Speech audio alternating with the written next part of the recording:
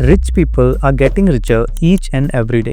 ये लाइन तुमने कभी ना कभी तो सुनी ही होगी। सोचो एक ऐसी रियलिटी जो एजुकेशन सिस्टम तुम्हें कभी नहीं बताएगा, ऐसी गेम जो दुनिया के 1% रिच लोग ही खेलते हैं। मैंने दुनिया की top self help and money making books को पढ़कर एक मास्टर प्लान तैयार किया है। तो अपने नोटबुक और पेन को रेडी रखो, क्योंकि अगले कुछ मिनट तुम्हारे पूरे मनी माइंडसेट को ही बदल देंगे। स्टार्ट करते हैं चैप्टर 1 से, which is mindset is everything. देखो, तुम दुनिया की कोई भी मनी मेकिंग या सेल्फ हेल्प बुक पढ़ लो, इसमें तुम्हें एक बात जरूर बताई जाएगी कि माइंडसेट ही सब कुछ है। Mindset is everything. You need to change your mindset to become rich. Wealth start in your head, not just in your bank account. If you want to become rich, then you have to start thinking different. You need to change your mindset. Everyone wants to get rich, लेकिन reality ये है that richness जो है वो आपके mindset से start होती है, वो तुम्हारी सोच से start होती है। How you think about money, wealth, and how you think about your own worth.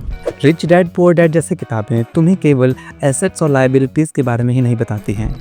Robert Kiyosaki की ये बुक तुम्हें स्कैरसिटी माइंडसेट से निकालकर अबंडेंस माइंडसेट में जाने के लिए प्रेरित करती है। रिच डैड पुअर डैड में से मैं कुछ लाइन को यहाँ पर कोट करना चाहूँगा। रॉबर्ट कियोसाकी के पुअर डैड कहते हैं that I can't afford this, where as Robert Kiyosaki के रिच डैड कहते हैं how can I afford this. देखो, दोनों की फाइनेंशियल कंडीशन सेम है, लेकिन दोनों का माइंडसेट अलग है। पुअर डैड कहते हैं that I can't afford this, मैं तो इसे अफोर्ड ही नहीं कर सकता। वेयर एज रिच डैड सोचते हैं कि मैं इसको कैसे अफोर्ड कर सकता हूँ। How can I afford this, how can I afford this in future. मुझे क्या करना चाहिए, क्या वो स्टेप रहेंगे जिससे मुझे ये पैसे मिलेंगे and I can afford that in future. Robert Kiyosaki के पुअर डैड को लगता है दैट पैसे से प्यार करना एक ग्रीड की तरह होता है एंड लालच तो बुरी बला है। But in reality Robert Kiyosaki के जो पुअर डैड थे, he always work for money. वो पूरा महीना जॉब करते थे just to get his salary. Where as Robert Kiyosaki के rich dad, he never work for money, he made money work for him. Robert Kiyosaki ने एक बहुत ही अच्छी लाइन लिखी है that each and every dollar in his bank account is working day and night very hard to make another dollar for him. So if you want to get rich fast, you never need to work for money. Money should work for you. Keep in mind that आपका financial status and आपका financial mindset आपकी बचपन की परवरिश पर depend करता है, आपके सोशल सर्कल पर डिपेंड करता है एंड जो आप मीडिया कंज्यूम करते हो उसके ऊपर डिपेंड करता है। देखो, Indian education system is bust, तो मैं ये तो नहीं कहूँगा कि तुम्हें बचपन में बहुत ज़्यादा फाइनेंशियल नॉलेज दी गई होगी। Obviously I know that, and for sure तुम्हारा सोशल सर्कल भी उतना अच्छा नहीं होगा कि तुम्हें कोई फाइनेंशियल नॉलेज दे पाए।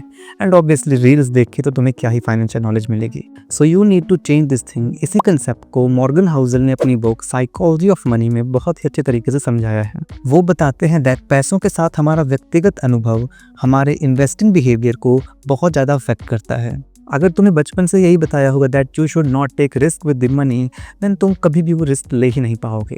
You need to learn that अभी तक तुमने जो भी मनी के बारे में सीखा है उनमें से 90% चीज़ें तो गलत हैं। इसी के साथ साथ तुम्हें एक बार ये भी सोचना पड़ेगा दैट तुम अपने फाइनेंशियल ब्लूप्रिंट को कॉन्शियसली अपडेट कर रहे हो। जैसे जैसे दुनिया अपडेट हो रही है, क्या तुम्हारा फाइनेंशियल डिसीजंस भी अपडेट हो रहे हैं या नहीं। For example, back in 2000s लोगों को FD करना बहुत अच्छा लगता था, but in today's world FD inflation को भी बीट नहीं कर पाएगी। तो तुम एक बात जरूर सोचो कि क्या तुम डिफॉल्ट सेटिंग पर ही ऑपरेट कर रहे हो या फिर अपने फाइनेंशियल ब्लूप्रिंट को रीडिजाइन कर रहे हो।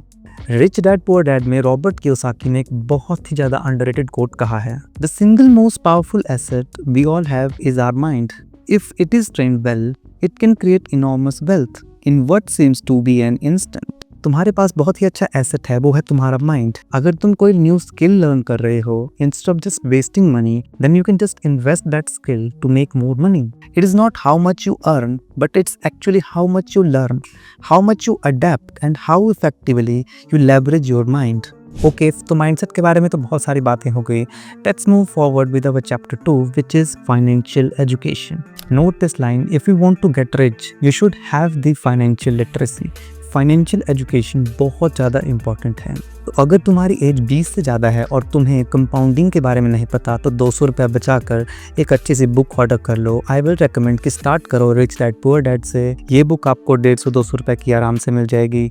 This is the one of the best book जिससे तुम स्टार्ट कर सकते हो। अब जो लोग सेल्फ हेल्प बुक पढ़ते हैं वो मुझे बोलेंगे कि कौन सी बुक सजेस्ट कर रहा है, बट बिलीव मी ये बुक स्टार्टिंग करने के लिए बहुत ज़्यादा आसान है, जिसमें तुम्हें एक स्टोरी पढ़ते पढ़ते फाइनेंशियल नॉलेज भी आएगी, कंपाउंडिंग का भी ज्ञान होगा। अगर डीप डाइव करें तो रिच मैन इन बेबीलोन भले ही सालों पुरानी किताब हो, लेकिन इसमें टाइमलेस प्रिंसिपल दिए गए हैं। इसमें सिर्फ 10% सेव करने की बात कही गई है।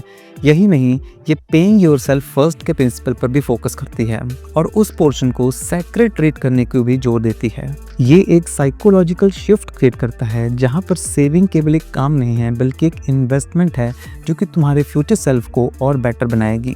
और याद रखिए the golden rule, a part of all you earn is yours to keep. ये सिर्फ पैसों के बारे में नहीं है, ये फाइनेंशियल सॉवरिटी के बारे में है, सेल्फ रिलायंस के बारे में है।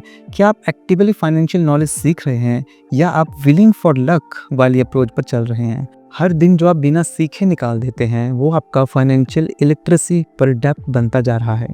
The richest man in Babylon में जॉर्ज एस क्लासन ने एक बहुत ही अंडररेटेड कोट लिखा है, the more of wisdom that you hast the more of gold shall you acquire. Clason यहाँ डायरेक्ट कोरिलेशन बता रहा है विजडम और गोल्ड के बीच में। मतलब फाइनेंशियल एजुकेशन सिर्फ फिगर ऑफ फैक्ट नहीं है, it's about developing a deep understanding of principles that transcend time and market cycles. It is the mastery of timeless financial wisdom that leads to lasting wealth, not just chasing trends. And जैसे ही हम financial education की बात करते हैं, हम chapter 3 की तरफ move on करते हैं जो कि है इन्वेस्टिंग।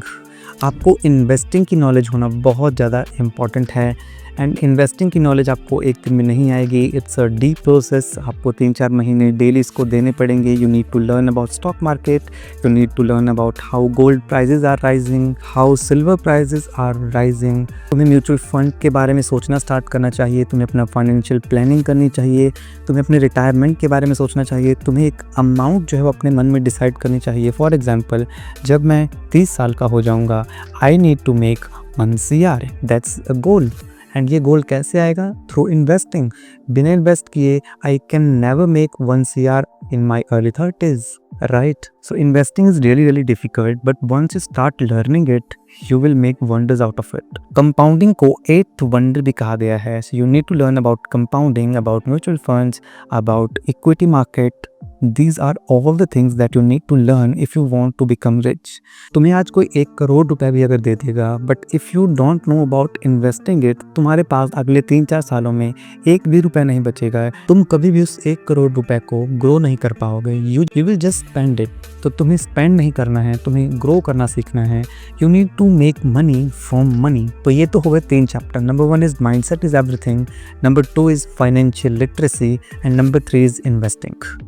इसी के साथ साथ मैंने 7 और मास्टर प्लान ब्लूप्रिंट्स बनाए हैं जो कि मैं नेक्स्ट 2-3 वीडियोस में कवर करूंगा। एक वीडियो में सब कुछ कवर कर पाना इतना ईजी नहीं है। By the end of this video मैं तुम्हें एक बुक रेकमेंड कर रहा हूँ, think and grow rich by Napoleon Hill.